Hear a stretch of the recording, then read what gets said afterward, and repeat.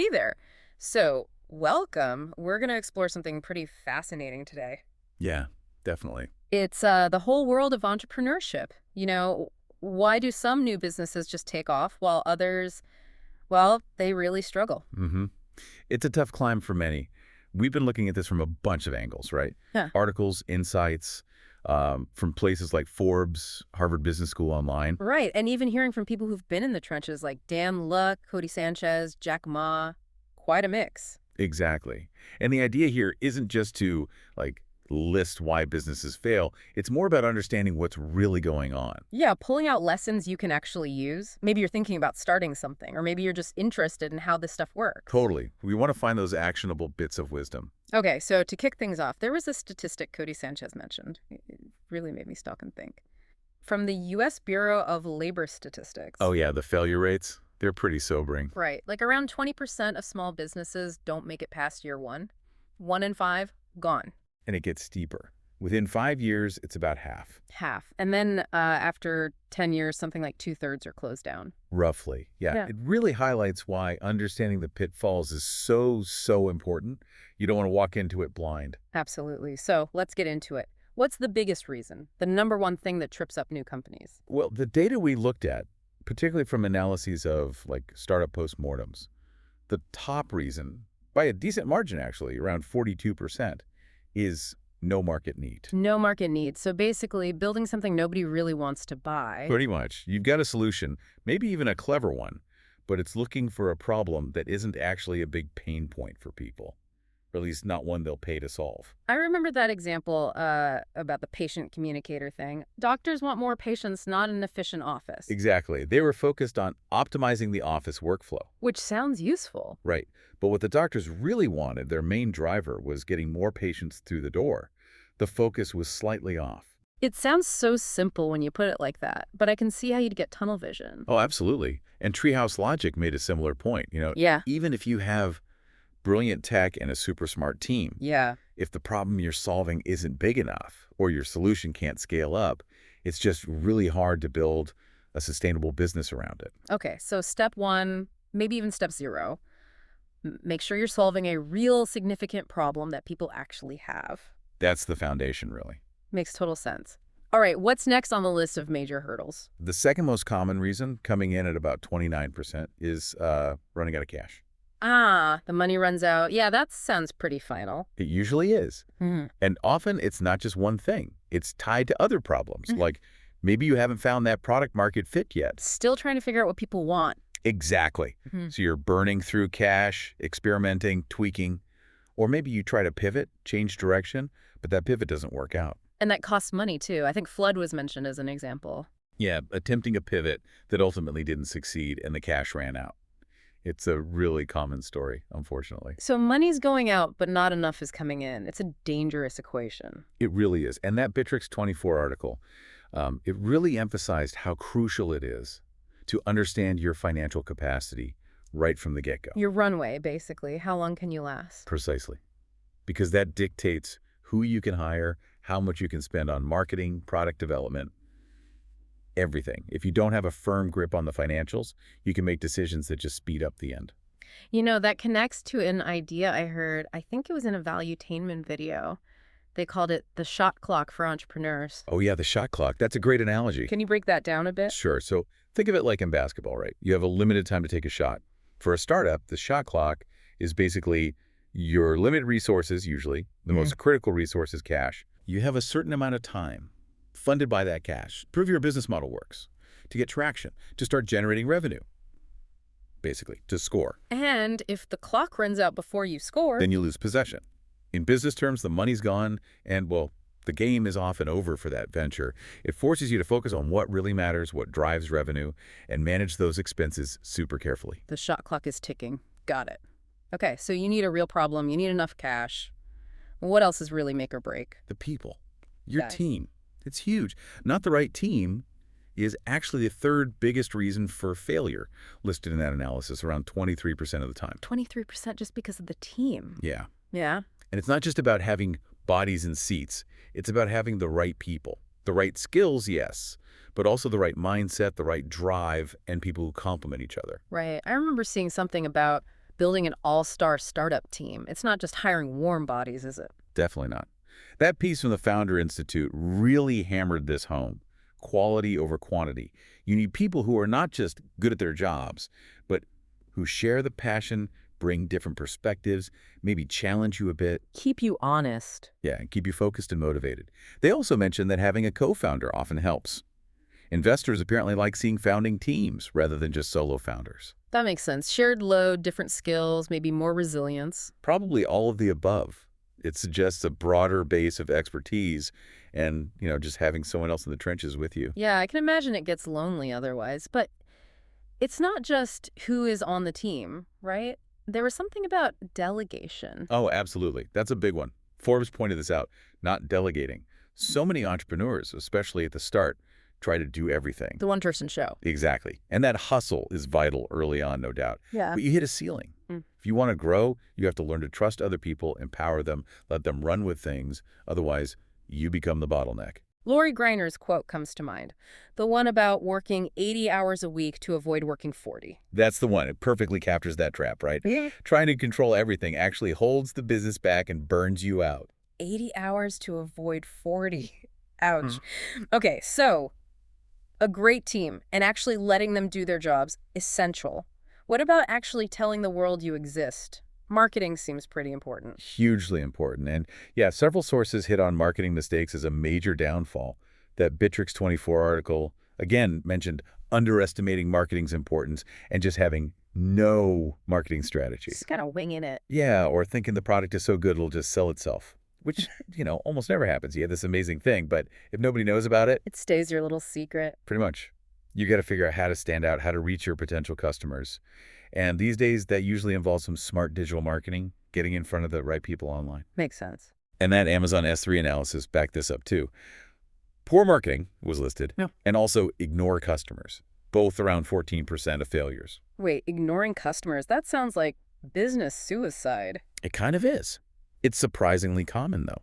Entrepreneurs can get so focused on their vision, their product, that they forget to actually listen to the people they're trying to sell to. Like that tunnel vision thing again. Exactly. Sources like eCrowds and VoterTide really stress this. Hmm. You need to actively seek out customer feedback.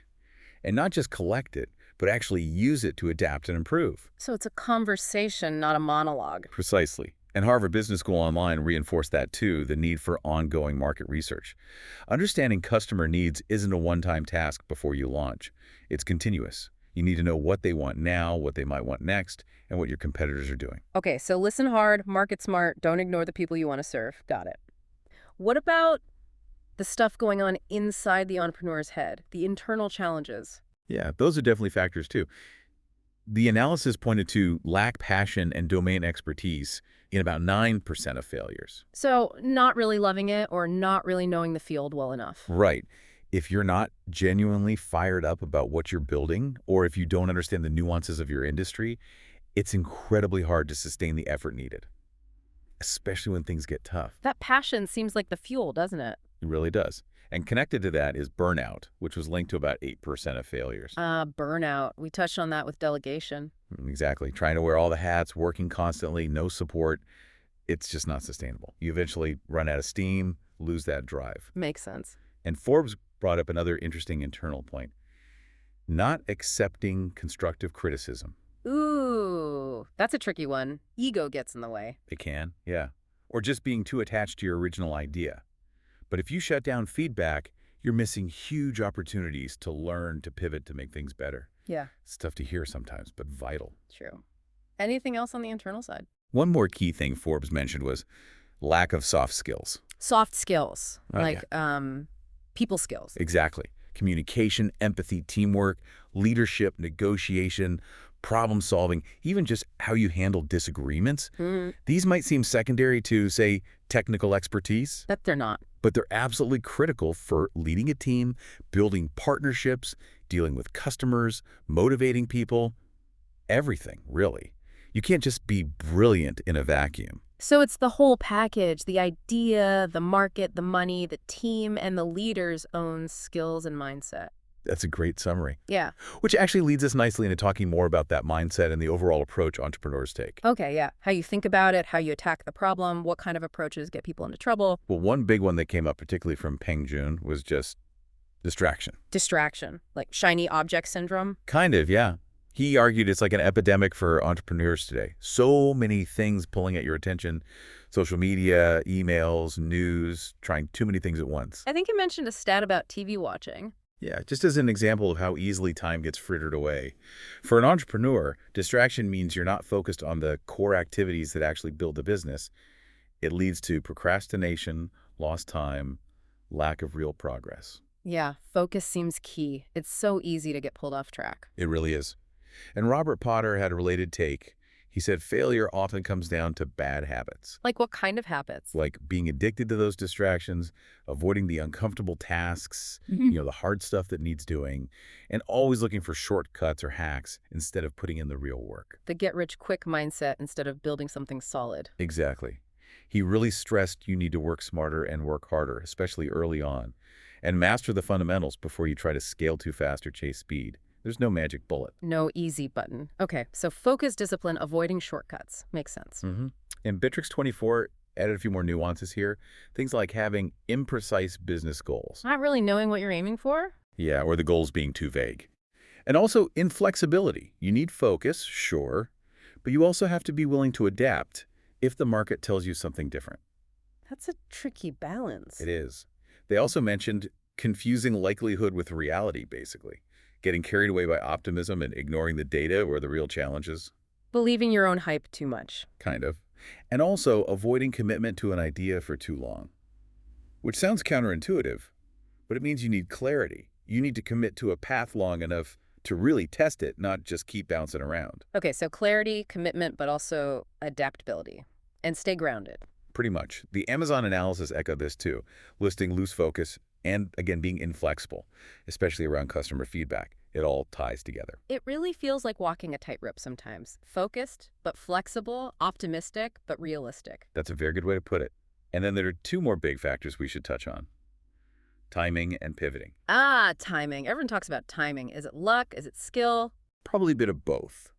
But the S3 analysis highlighted that releasing your products at the wrong time can definitely sink you. How so? Like too early or too late? Both, potentially. If you're too early, the market just might not be ready. People don't understand it. The supporting technology isn't there. You get negative first impressions.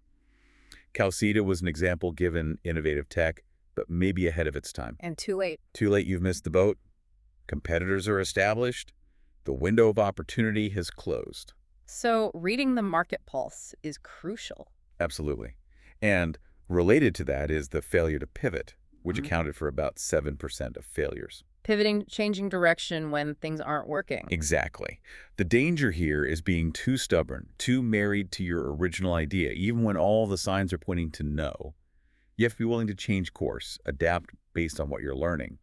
Immersive was mentioned as a case where maybe a pivot was needed, but didn't happen effectively. So don't be afraid to change tack if the ship is heading for the rocks. That's the idea. You need that flexibility we talked about. Okay, wow. That's a lot of ways things can go wrong. No market need, cash, team, marketing, internal stuff, mindset, timing.